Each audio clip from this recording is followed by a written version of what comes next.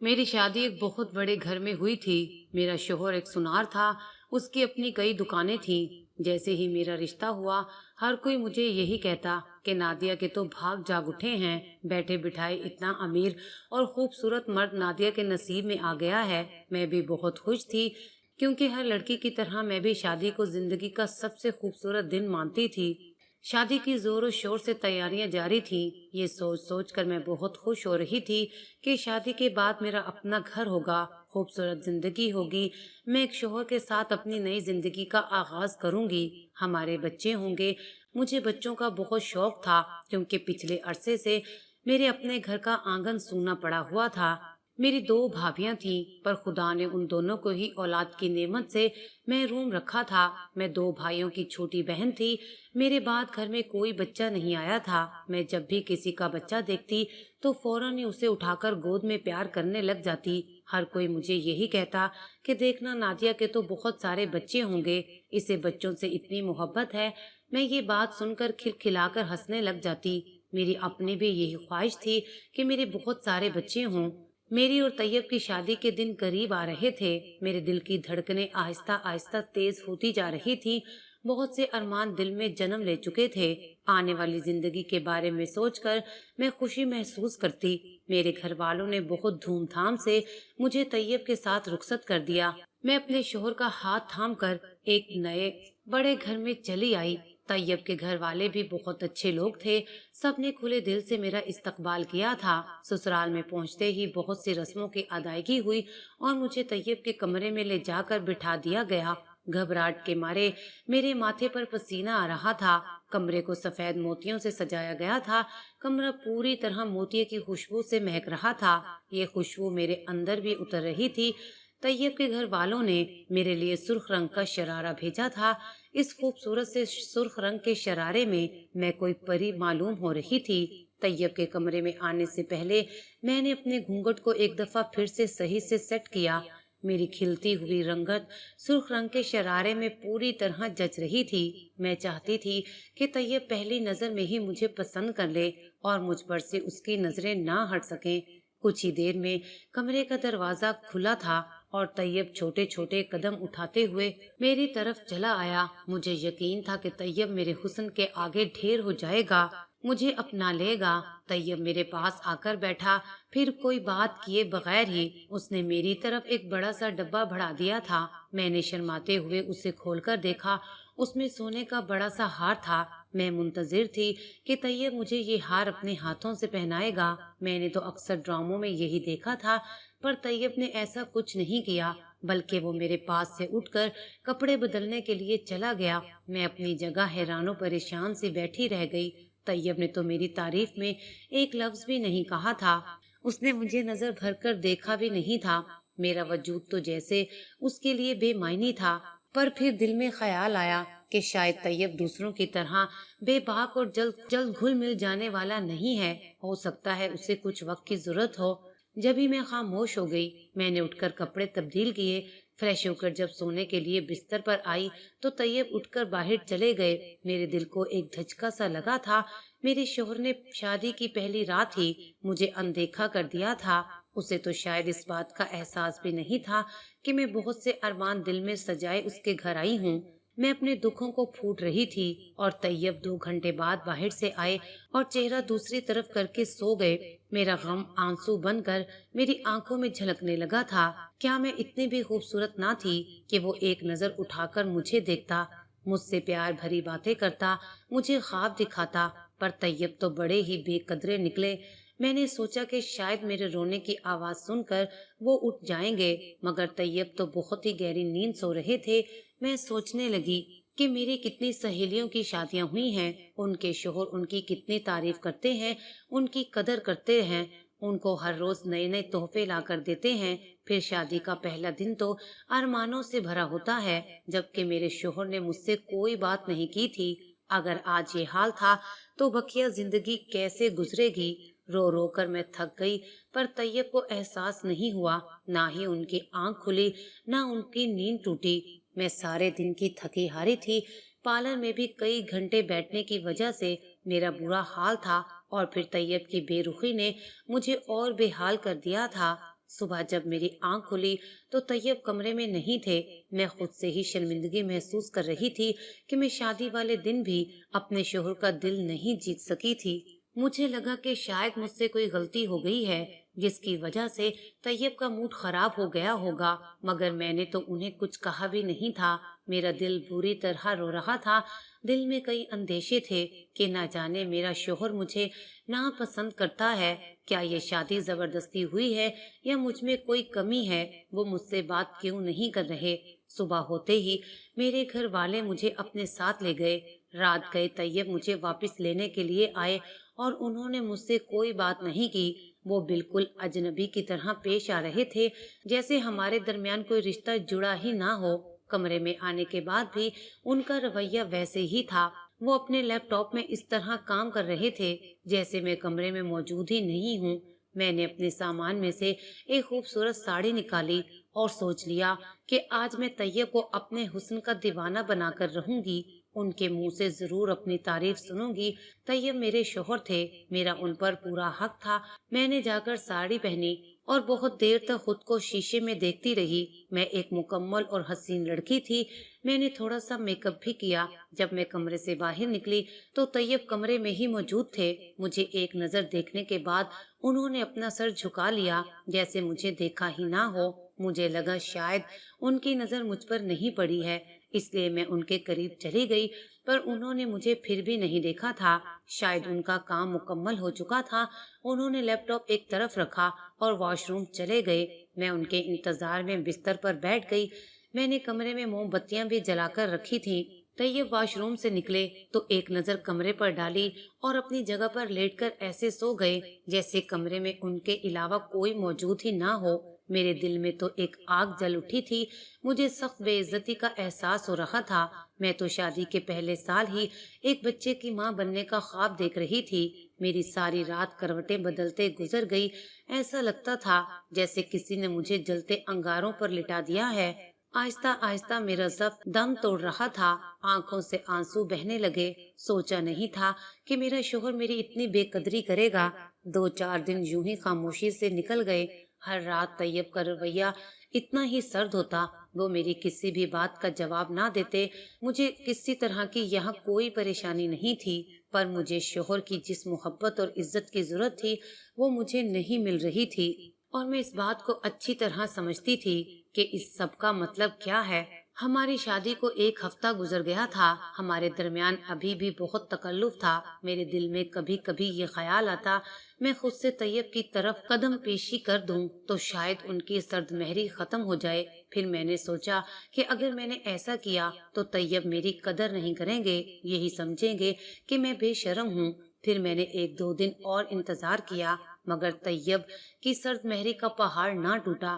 میں نے بھی سوچ لیا کہ اب کچھ بھی ہو جائے میں طیب سے بات کر کے رہوں گی کہ اگر ان کو یہ شادی نہیں قبول تھی تو وہ مجھے الگ کر دیں، اور اگر میں انہیں قبول ہوں تو پھر مجھے اپنا لیں۔ وہ لیپ ٹاپ پر کام کر رہے تھے۔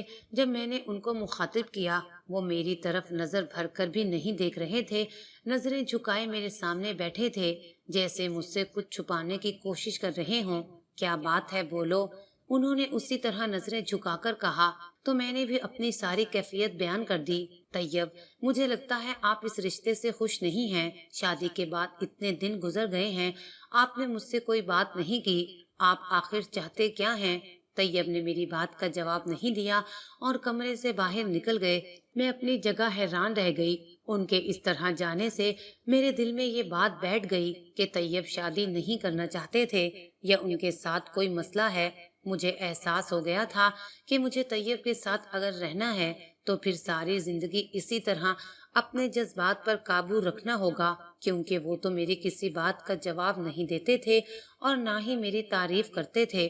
پر میں ایسی ادھوری زندگی بھی نہیں چاہتی تھی۔ میں ایک خوشگوار شادی شدہ زندگی چاہتی تھی اور مجھے بچے بھی چاہیے تھے۔ بڑی مشکل سے ہماری شادی کو 1 مہینہ ہونے والا تھا۔ میں نے ایک دن اذیت میں کاٹا تھا۔ اب میں مزید اس رشتے کو قبول نہیں کر سکتی تھی، اس لیے میں نے طیب سے طلاق کا مطالبہ کر دیا تھا۔ मेरे मुंह से तलाक का सुनकर तैयब के चेहरे का रंग बदल गया। शायद उन्हें ये उम्मीद नहीं थी कि मैं उनसे ऐसा भी कोई मुतालबा कर सकती हूँ। मैंने कहा, मैं ऐसी जिंदगी नहीं चाहती जिसमें मुझे मेरे शोहर का साथ ही मुयस्सर ना हो। मैं तो हर वक्त रोती रहती हूँ, आप मेरी किसी बात का ख्याल नहीं करते। तैयब मेरी बात सुनकर भी कुछ ना बोले और मैं बहुत ही ज्यादा दुखी थी। तैयब से निकाह के बाद मेरे दिल में उनके लिए एक खास जगह पैदा हो गई थी, इसलिए उनसे अलग होना मेरे लिए भी आसान नहीं था। लेकिन मैं एक ऐसे इंसान के साथ गुजारा नहीं कर सकती थी जो मुझे खुशी नहीं दे सकता था, और ये सब कुछ मेरी जिंदगी का सबसे बड़ा रोग बनकर रह गया था। उस दिन तैयब के कमरे में आने से पहले ही मैं खुद से खामोशी से करवट बदल कर लेट गई थी। आज सोच लिया था कि मैं उनसे कोई बात नहीं करूंगी। नींद तो मेरी आंखों से कोसों दूर थी। मुझ पर तलाक याफ्ता का धब्बा लगने वाला था, लेकिन मेरे पास इसके अलावा और कोई चारा नहीं था। मैंने अब तक तैयब के बारे में किसी को कुछ नहीं बताया था कि मेरा शोहर मेरा लिबास था और मैं अपने हाथों से उसे फाड़ना नहीं चाहती थी। मुझे अभी आंख बंद किए ज्यादा देर न गुजरी थी जब तैयब कमरे में आए और मुझे मुखातिब करके बोले, नादिया सो गई हो क्या? मैं ये सुनकर हैरान रह गई। ये पहली बार था जब उन्होंने मुझे मुखातिब किया था। मेरी आंखों में आज भी आंसू थे। तैयब ने अपने हाथों से मेरे आंसू साफ किए और फिर उन्होंने मेरी सारी शिकायतें दूर कर दी। उन्होंने मेरी इस कदर तारीफें की कि मैंने भी कभी किसी मर्द के मुंह से इतनी खूबसूरत बातें नहीं सुनी थी। उस दिन तो जैसे मैं मुकम्मल ही हो गई थी। उन्होंने मुझे यकीन दिलाया कि वो सारी जिंदगी मेरा साथ चाहते हैं, बस एक वजह से मुझे वक्त नहीं दे पाते थे, पर अब वो मुझसे कभी दूर नहीं होंगे। मेरे सारे अंदेशे जो मैंने उनके बारे में सोच रखे थे कि तैयब मुझसे नफरत करते हैं, मैं उनसे तलाक लूंगी और मुझे तलाक देने पर भी उनको कोई गम नहीं होगा, सबके सभी गलत निकले थे।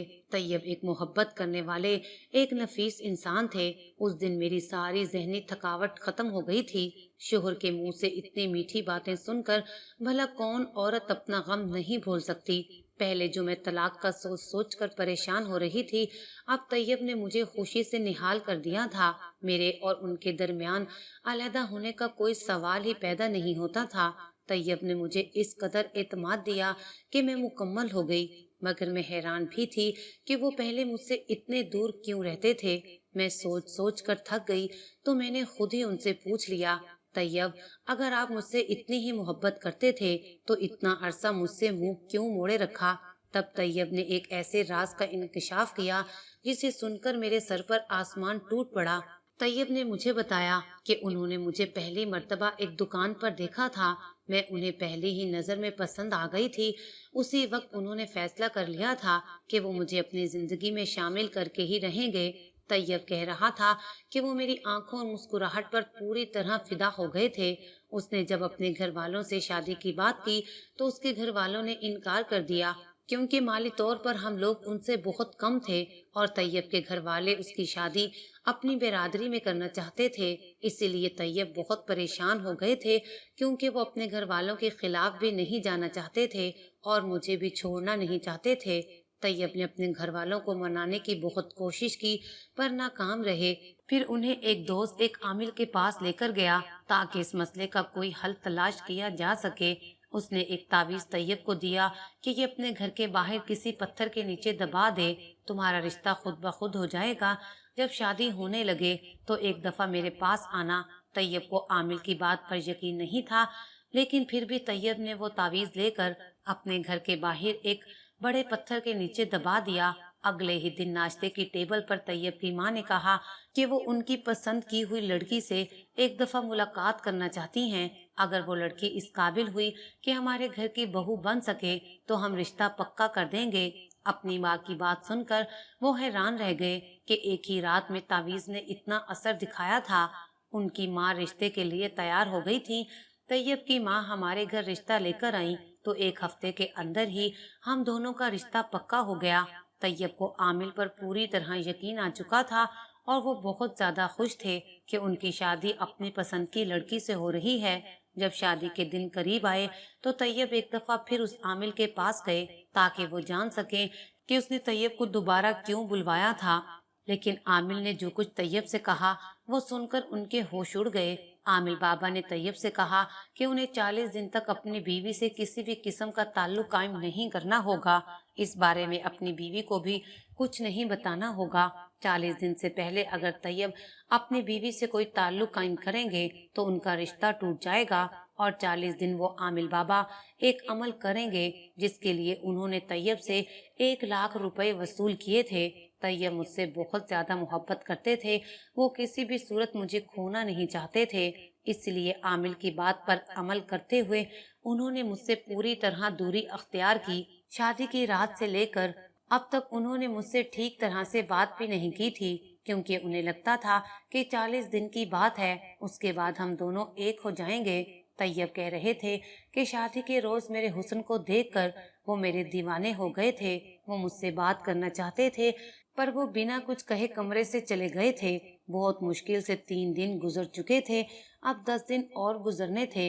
लेकिन जब मैंने उनसे तलाक की बात की तो वो हक्का बक्का रह गए। ये तो उनके वहमो गुमान में भी नहीं था कि मैं उनसे अपने रास्ते जुदा करने के बारे में सोचूंगी। तैयब ने बहुत सोचा और फिर उसके बाद उन्होंने यही मुनासिब समझा कि वो मुझे हर बात बता दें। आमिल के मुताबिक 40 दिन के बाद से हमारे रिश्ते में मजबूती आनी थी, लेकिन मैं तो उन्हें इससे पहले ही छोड़ने की बात कर चुकी थी। मैं तो ये सुनकर ही हैरान रह गई कि तैयब ने मुझसे अपनी पसंद की शादी की है, लेकिन इस बात ने मेरे कदमों तले से जमीन खींच ली कि एक आमिल की बातों में आकर तैयब उसे 1 लाख रुपए दे चुके थे। मैं न जाने उनके बारे में क्या कुछ सोच चुकी थी।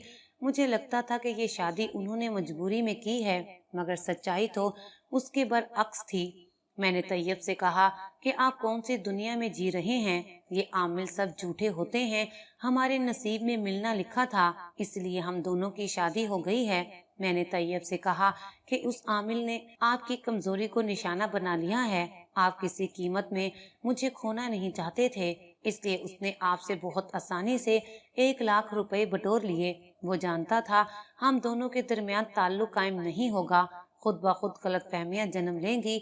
आप अपने मसाइल के हल के लिए फिर उसके पास दौड़कर जाएंगे और वो अपनी बातों से आपको घेर लेगा, जिंदगी भर आपसे पैसे वसूल करता रहेगा।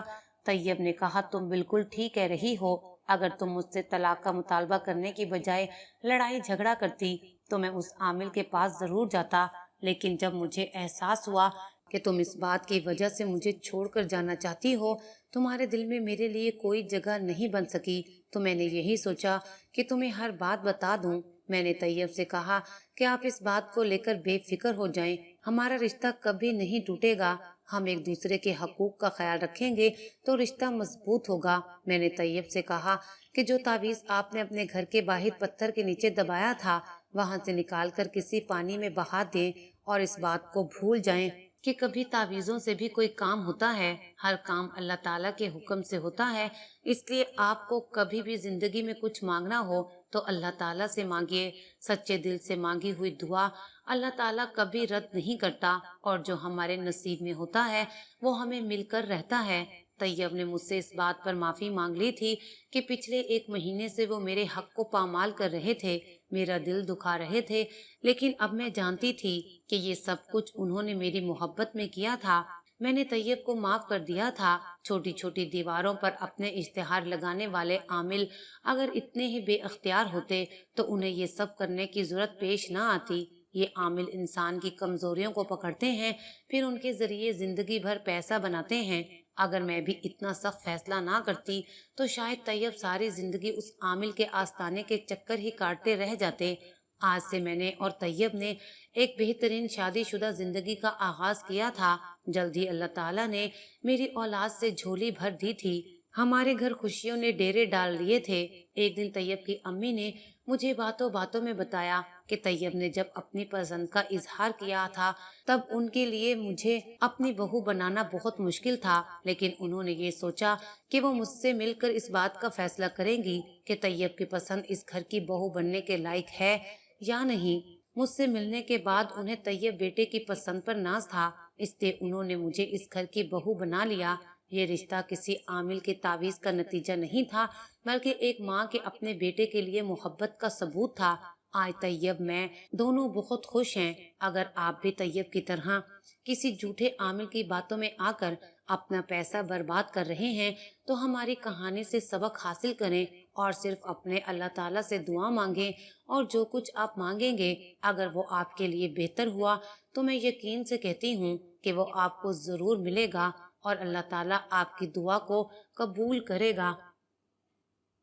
اگر آپ کو ہماری یہ ویڈیو اچھی لگی ہو تو اسے لائک کریں، شیئر کریں اور مزید اچھی ویڈیوز دیکھنے کے لیے ہمارا چینل سبسکرائب کریں۔